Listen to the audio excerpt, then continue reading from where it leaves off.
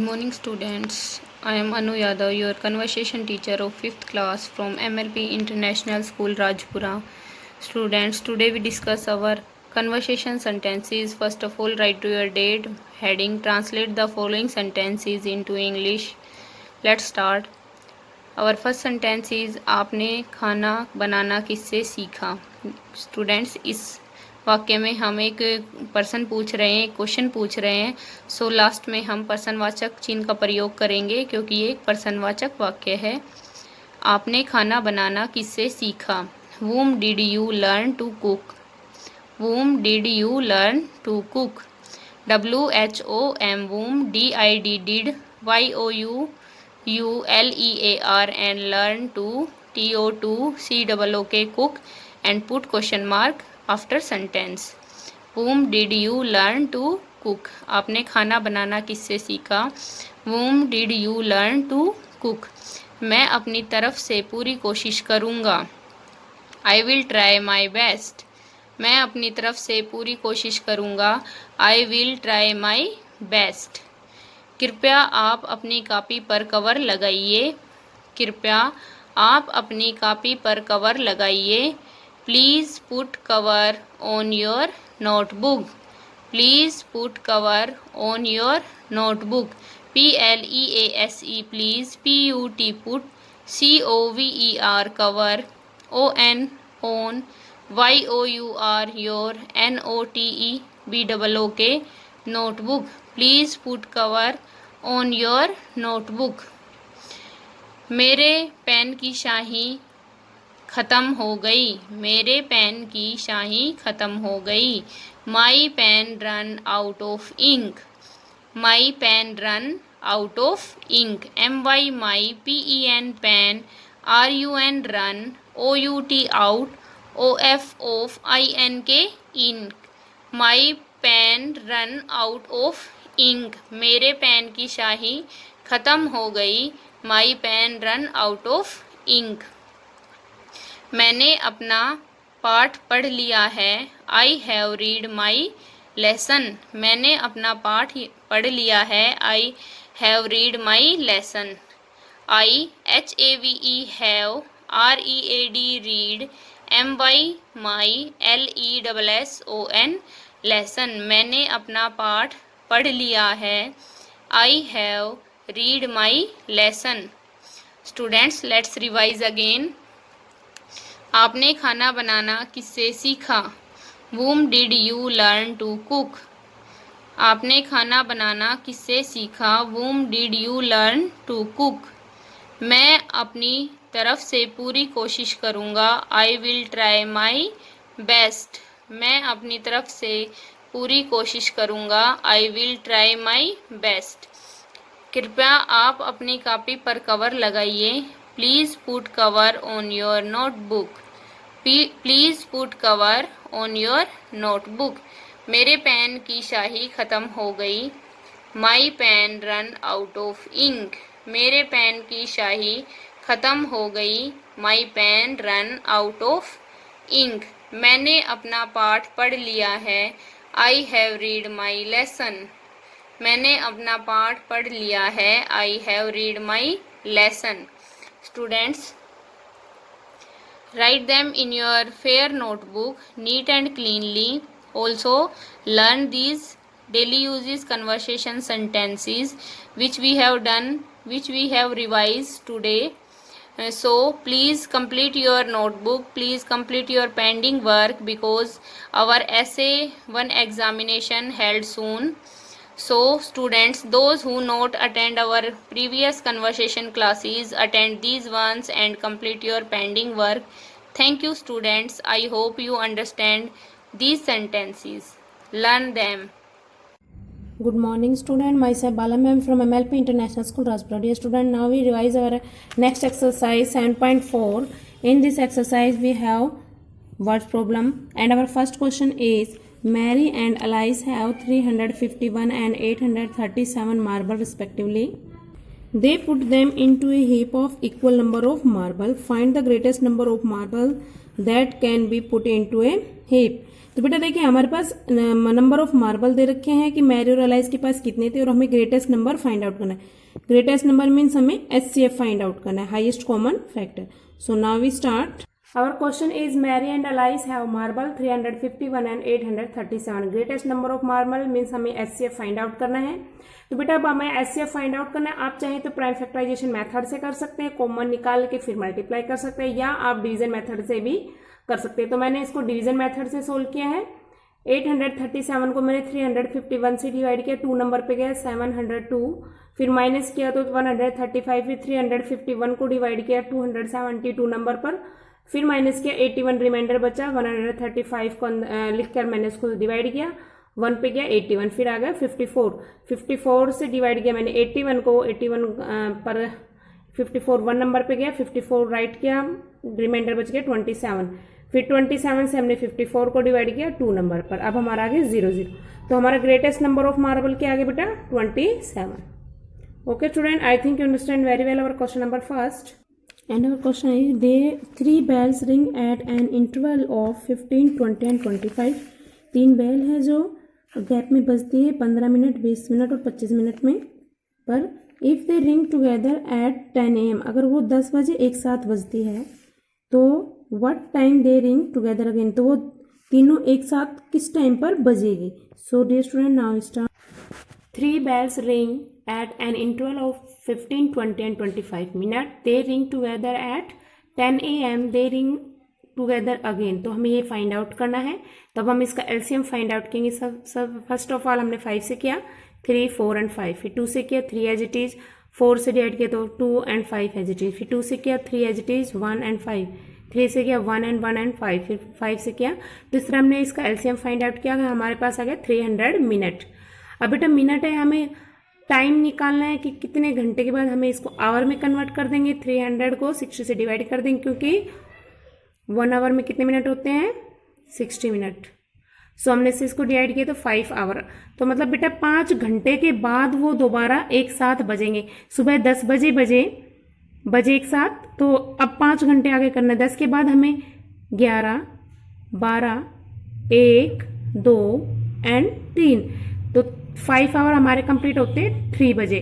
3 means 3 PM। They ring together again 3 PM। I think dear student you understand very well our question. And now we do our next question. There are 4 group of 16, 20, 24 and 28 children participating in competition. Group है children के जो participate करते हैं competition में। The teacher distribute them banana, और जो teacher है उनमें बनाना डिस्ट्रीब्यूट करता है equally, and no banana is left, और कोई भी बनाना लेफ्ट नहीं बचता।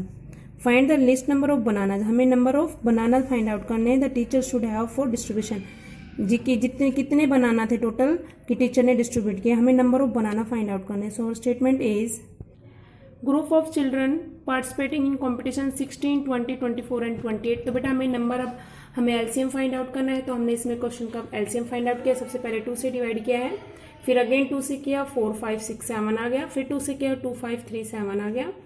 फिर अब हम 3 से करेंगे। हमने LCM फाइंड किया तो हमने फिर 3 से किया 1, 5, 1 and 7, फिर 5 से किया 1, 1, 1 and 7, अगेन 7 से किया तो 1, 1 हमारा आ गया। तो हमें LCM फाइंड आउट करना, तो हमने इन सब जो भी प्राइम नंबर आए थे उन सबको मल्टीप्लिकेशन किया, और जब हमने इनको मल्टीप्लाई किया तो हमारे पास आंसर आ गया 1680। मीन्स स्टूडेंट के को कितने बनाना बांटे गए थे 1680 टोटल बनाना थे, जिनको इक्वल डिवाइड किया गया था। Okay student, I think understand very well our question and revise better your chapter 7। Thank you and have a nice day. Good morning students, मैं मुकेश मैडम आपकी हिंदी अध्यापिका MLP इंटरनेशनल स्कूल राजपुरा से बच्चों कक्षा 5वीं में मैं करा रही हूँ आज पाठ 6 जय और बाजीगर। ये पाठ मैंने कल आपको पढ़ा दिया था, तो कुछ प्रश्न भी मैंने कराए थे, बाकी बचे हुए प्रश्न मैं आज आपको करा रही हूँ। तो पहले हम करेंगे शब्दार्थ। डग, कदम, आश्चर्य, हैरानी, करतब, तमाशा, अवस्था, उम्र, तस्तरी, प्लेट, कलाबाजी, मुश्किल, कौशल, क्षण, समय, आकर्षण, खिंचाव।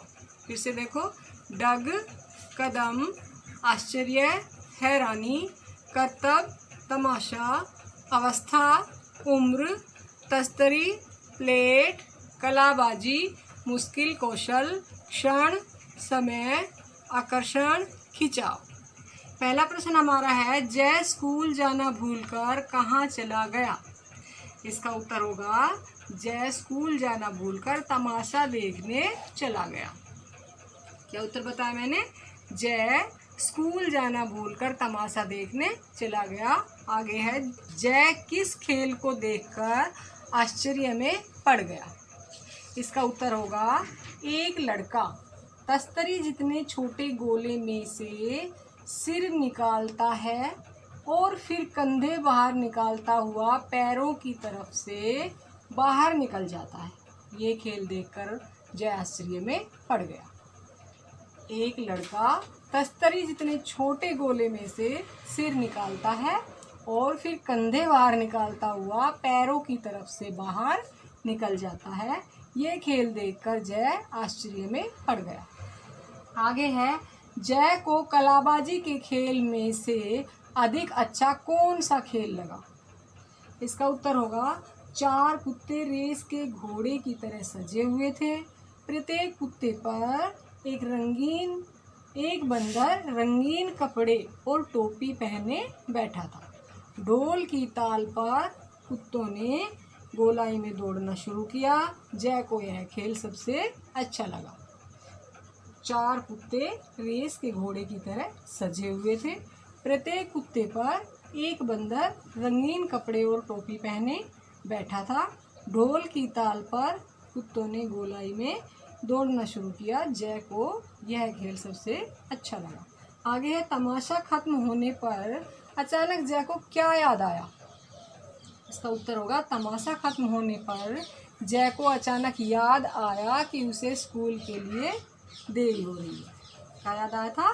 कि उसे स्कूल के लिए देरी हो रही है। आगे है, जय ने प्रधानाध्यापक को बताने के लिए सबसे पहले कौन सा बहाना सोचा। इसका उत्तर होगा, सबसे पहले जय ने बहाना सोचा कि माँ ने किसी ज़रूरी काम के लिए बाहर भेज दिया था। क्या बहाना सोचा? कि माँ ने किसी ज़रूरी काम के लिए बाहर भेज दिया था। तो बच्चों, ये प्रश्न मैंने आपको कराया है। आप सभी को ये प्रश्न अपनी नोटबुक में सुंदर राइटिंग में लिखने हैं और याद करने हैं। तो बच्चों, कल फिर मिलते हैं। तब तक के लिए धन्यवाद। Good morning student, welcome you to online class MLP School Rajpura. Myself Poonam, your computer teacher. Today we are doing shortcut key for S7 revision. Now we start shortcut keys. First है control plus S. Control की spelling होगी यहाँ पे CTRL, control plus S. ये क्या होगी इसकी? Save की। सेव की शॉर्टकट की क्या होगी? Control plus S. नेक्स्ट है control plus O, CTRL, control plus O. Control plus O किसकी शॉर्टकट की होगी? ओपन की। कोई भी नई फाइल ओपन करने के लिए शॉर्टकट की क्या होगी? Control plus O. नेक्स्ट है फाइंड। फाइंड किसकी होगी? फाइंड की शॉर्टकट की होगी control plus F, CTRL plus F. क्या होगी इसकी शॉर्टकट की? ये फाइंड। नेक्स्ट है copy, control plus C. Copy की शॉर्टकट की होगी कंट्रोल प्लस सी। नेक्स्ट है कट। कट की शॉर्टकट की होगी कंट्रोल प्लस एक्स। नेक्स्ट है control plus X. Control plus X हो गई कट की। नेक्स्ट है control plus P. Control plus P हो गई प्रिंट की। कंट्रोल प्लस पी हो गई प्रिंट की। नेक्स्ट है control plus V. Control plus V. Control plus V हो गई शॉर्टकट की पेस्ट। कंट्रोल प्लस वी हो गई पेस्ट की। नेक्स्ट है कंट्रोल प्लस ए, CTRL प्लस ए। कंट्रोल प्लस ए क्या हो जाएगी? Select all. All text select करने के लिए हम कौन सी की का यूज़ करेंगे? कंट्रोल प्लस ए। नेक्स्ट है न्यू फाइल ओपन करने के लिए, कोई भी न्यू फाइल ओपन करने के लिए शॉर्टकट की होगी control plus N. Control plus N. Next है control plus Z. Control plus Z की क्या होगी? अंडू। कंट्रोल प्लस जेड किसकी होगी? अंडू की। नेक्स्ट है control plus Y, CTRL plus Y, control plus Y की क्या होगी, रीडू या रिपीट, रीडू या रिपीट। नेक्स्ट है control plus B, control plus B की क्या हो जाएगी, बोल्ड, कंट्रोल प्लस बी किसकी होगी, बोल्ड। नेक्स्ट है control plus you, control plus you किसकी होगी, अंडरलाइन, किसी भी वर्ड के नीचे अंडरलाइन करने के लिए शॉर्टकट की कौन सी होगी, कंट्रोल प्लस यू। नेक्स्ट है कंट्रोल प्लस आई, कंट्रोल प्लस आई क्या होगा, इटैलिक, कंट्रोल प्लस आई की होगी इटैलिक। ये दोनों तरह से आ सकती है, जैसे italic equal control plus I या control plus I equal italic. So all students do this shortcut key very carefully in your fair notebook. Thank you. Have a nice day. Good morning students. Today I will start your SST class online. Dear students, for class 5th, today's our topic is chapter number 2, latitudes and longitudes. Dear students, जो अक्षांश और देशांतर है उनके बारे में हम इस चैप्टर में रीड करेंगे, latitudes and longitudes. So let's start the revision of chapter number 2. Dear students, a globe is a small model of our earth. Globe जो है वो हमारी अर्थ का एक छोटा मॉडल है, स्मॉल मॉडल है. The axle of the globe on which it rotates resemble with the axis of the earth. जो हमारी ग्लोब है उसकी जो धुरी है वो अपने एक्सिस पर, अपने अक्ष पर झुकी हुई है. Therefore a globe gives the ideas of spinning of the earth which rotate around an imaginary axle. क्या होता है कि इसके कारण जब हमारी अर्थ जो है वो अपने एक्सिस पर झुकी हुई है तो जो इसका एक्सल है, जो इसकी धुरी है, वो हमें ये इमेजिन करने पर ये हमें कल्पना देती है कि जो हमारी अर्थ है वो अपने अक्ष पर कैसे घूमती है. This imaginary axle is known as the axis of the earth. ये जो इमेजनरी जो धुरी है जो हमारी अर्थ की झुकी हुई है वो हमें ये बताती है कि जो हमारी अर्थ है वो अपने अक्ष पर झुकी हुई है. The two end point of the axis are called poles. जो हमारी अर्थ के जो एक्सिस हैं उनके जो दो एंड पॉइंट हैं उनको हम क्या कहते हैं, पोल्स कहते हैं, ध्रुव कहते हैं. The point at the top show the north pole and the point at the bottom show the south pole. जो हमारी अर्थ का टॉप पॉइंट होता है वो नॉर्थ पोल होता है और जो बॉटम पॉइंट होता है वो क्या होता है, साउथ पोल को शो करता है. When we look at the globe we see a set of circles and semicircles on it. जब हम एक ग्लोब पर देखते हैं तो हमें उस ग्लोब पर कुछ सर्कल्स के सेट और कुछ सेमी सर्कल्स के सेट दिखाई देते हैं. The full circles run from east to west are called line of latitude और पैरेलल्स. जो फुल सर्कल्स होते हैं जो ईस्ट टू वेस्ट रन करते हैं उन्हें हम कहते हैं lines of latitudes and parallels. The North Pole and the South Pole joined by the semicircles are called line of longitude and meridian. जो लाइंस नॉर्थ पोल से साउथ पोल को joint करती हैं वो जो लाइंस होती हैं वो होती हैं सेमी सर्कल्स, जिन्हें हम लॉन्गिट्यूड्स और मेरिडियंस कहते हैं. Parallels and meridians cut each other at right angle 90 degree. Parallels जो हैं, जो हमारे लैटिट्यूड्स होते हैं वो, और मेरिडियंस या जो लॉन्गिट्यूड्स हैं वो एक दूसरे को एक राइट एंगल पर काटती हैं. 90 डिग्री जो राइट एंगल है उसके ऊपर काटती हैं. Now latitudes. डियर स्टूडेंट्स, ये देखो एक पिक शो की हुई है, लाइन ऑफ लैटिट्यूड्स. लैटिट्यूड्स जो हैं वो ईस्ट टू वेस्ट रन करते हैं और ये एक सर्कल के रूप में होते हैं, पैरेलल्स होते हैं. एंड लॉन्गिट्यूड्स जो हैं वो नॉर्थ टू साउथ पोल जो हमारा है उसको ज्वाइंट करते हैं और ये सेमी सर्कल्स होते हैं, इनको हम मेरिडियंस भी कहते हैं. Now latitudes. The imaginary line that run halfway between the north pole and the south pole is called equator. जो इमेजनरी लाइन हमारी अर्थ को दो हाफ पार्ट्स में डिवाइड करती है, north pole and south pole को, वो कहलाती है इक्वेटर, जो यहाँ पे है 0 डिग्री पर. The equator divides the earth into 2 equal half and hemisphere. जो इक्वेटर है वो हमारी अर्थ को दो बराबर जो अर्ध गोल हैं उनके अंदर डिवाइड करती है, दो बराबर हेमिस्फेयर्स में डिवाइड करती है। The region between the equator and the north pole is known as the northern hemisphere. जो रीजन नॉर्थ पोल और इक्वेटर के बीच का होता है, ये जो क्षेत्र होता है, इसे हम कहते हैं northern hemisphere. The region between the equator and the south pole is known as the southern hemisphere. जो क्षेत्र इक्वेटर से और साउथ पोल के बीच का क्षेत्र होता है वो कहलाता है southern hemisphere. The imaginary line in each hemisphere drawn parallel to the equator are called parallels of latitude। जो लाइन इक्वेटर के, जो इमेजिनरी लाइन इक्वेटर के पैरेलल्स ड्रॉ की जाती हैं उनको कहते हैं parallels of latitude. As the earth is round these lines are circular and run in an east west direction. क्या होता है, ये जो लाइन है वो अर्थ के पैरेलल होती है और ये जैसे हमारी अर्थ रोटेट करती है वैसे ही ये एक सर्कल के रूप में होती है ईस्ट टू वेस्ट डायरेक्शन में। नेक्स्ट है how to number of lines of latitude. अब जो लाइन्स ऑफ लैटिट्यूड्स हैं उनकी नंबरिंग कैसे की जाती है।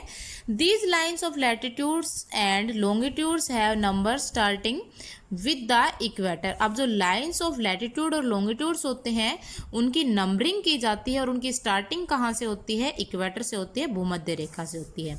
Which is at 0 degree. जो इक्वेटर होती है वो कितने डिग्री पर होती है, 0 डिग्री पर। The numbers of all the other lines of followed by N or S which tells if the line is in the northern hemisphere or the southern hemisphere। ये कह रहा है कि जो लाइन्स, जैसे सबसे पहली जो लाइन होती है वो होती है इक्वेटर, जो बिल्कुल बीचों बीच होती है हमारी अर्थ पर लाइन ऑफ लैटिट्यूड में, जो 0 डिग्री होती है।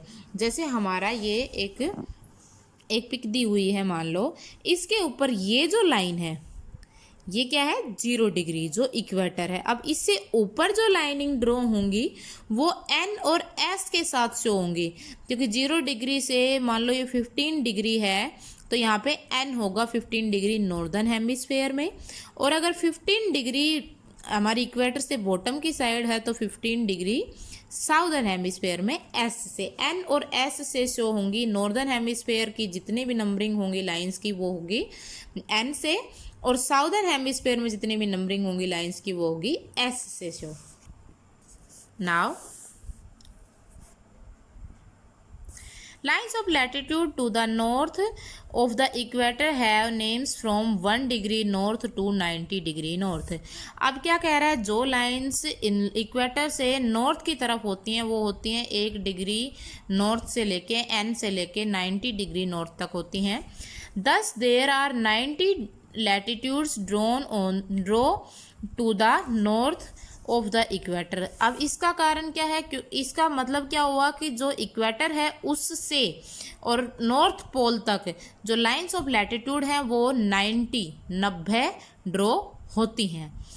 Similarly, lines of latitudes to the south of the equator have names from 1 degree south to 90 degree south। Same ही जो लाइन्स हैं वो इक्वेटर के साउथ में होती हैं, जो 1 डिग्री साउथ से 90 डिग्री साउथ तक होती है। There are 90 degree latitudes draw to the south of the equator. अब 90 ही किसकी तरफ ड्रॉ होती हैं, इक्वेटर के साउथ की तरफ भी 90 लाइन्स ही ड्रॉ होती हैं। दस इंक्लूडिंग द इक्वेटर, यानी कि फिर उसके साथ हम प्लस इक्वेटर को भी अगर करेंगे 0 डिग्री को, the total numbers of line of latitude are 181। Total numbers of lines of latitudes होगा 181। मान लो 90 डिग्री नॉर्थ में ड्रॉ की, 90 डिग्री साउथ में ड्रॉ की, 180 हो गई। प्लस में 1 किसका, इक्वेटर का, तो 181 लाइन्स ड्रॉ होती हैं हमारी lines of latitude. Other important parallels और लैटिट्यूड्स आर, कुछ इम्पोर्टेंट पैरेलल्स और लैटिट्यूड्स हैं वो कौन कौन से हैं। First is the tropic of cancer. The tropic of cancer है 23.5 डिग्री नॉर्थ पे। द ट्रॉपिक ऑफ कैप्रिकॉर्न है 23.5 डिग्री साउथ पे। द आर्कटिक सर्कल है 66.5 डिग्री नॉर्थ में, द अंटार्कटिक सर्कल है 66.5 डिग्री साउथ में। सो डियर स्टूडेंट्स, आपको जो अपनी लाइंस ऑफ लैटिट्यूड्स हैं उनको अच्छे से समझना है और इस चैप्टर को यहाँ तक रीड करना है 2 time. So thank you, I hope you understand. Hello student of 5th class, a very good morning to all of you. Students, I am Simran ma'am, your English teacher. In previous class, we have done our 6th chapter revision. And now in this class, we will start our next 7th chapter. Our chapter name, I Wish I Were a. And so let's start. It's exercise. Exercise A, choose the correct option. हमें correct option क्या करने हैं, choose करने हैं. First, when the gong sounds blank in the morning, the boy poet goes to school. A 9, B 6, C 10 and D 7. तो क्या आ जाएगा 10. सी ऑप्शन क्या हो जाएगा हमारा correct. Second, at night the boy sees the blank and wants to be like him. A watchman, B hawker, C gardener and D gong. तो क्या आ जाएगा वॉचमैन. ए ऑप्शन क्या हो जाएगा हमारा correct. Third, the boy sees the blank digging soil. A motion, B artist, C hawker and D gardener. तो क्या आ जाएगा गार्डनर. डी ऑप्शन क्या हो जाएगा हमारा correct. Fourth, the boy wants to sell blank like the hawker. A clothes, B bangles, C vegetables and D fruits. तो क्या आ जाएगा बैंगल्स. बी ऑप्शन क्या हो जाएगा हमारा correct. Next B, write T for true and F for false statements. हमें T write करना है ट्रू स्टेटमेंट्स के लिए एंड F राइट करना है फॉल्स स्टेटमेंट्स के लिए. First, the boy went to school at 10 AM. True.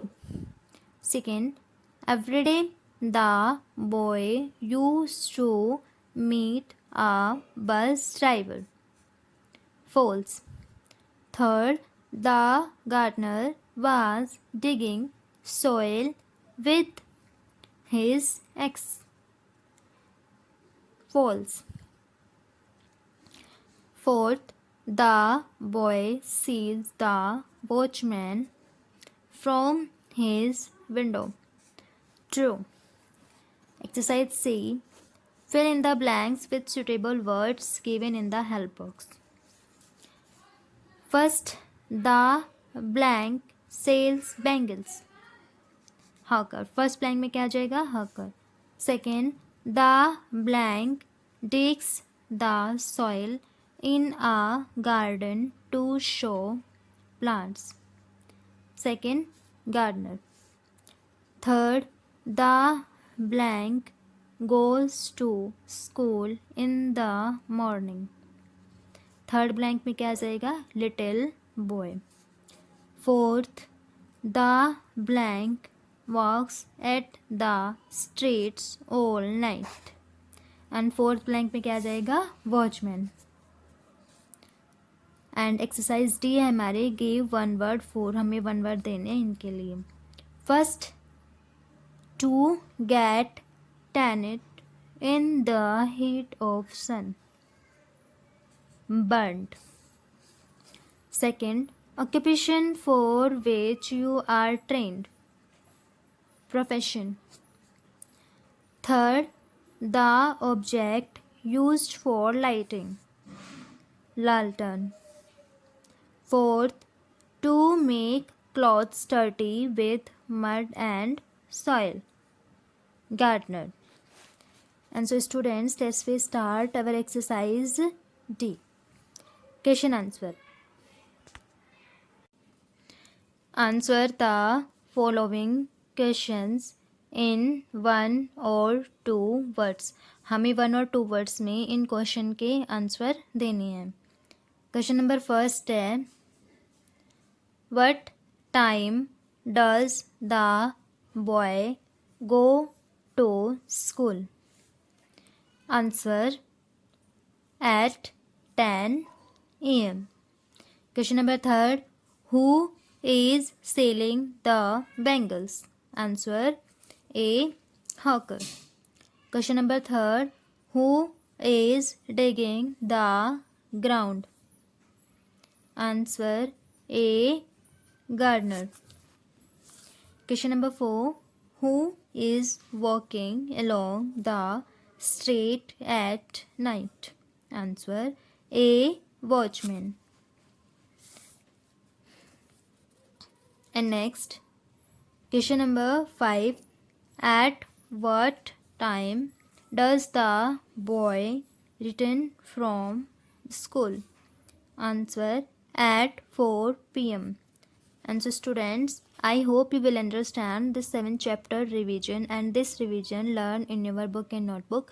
Thank you and have a nice day.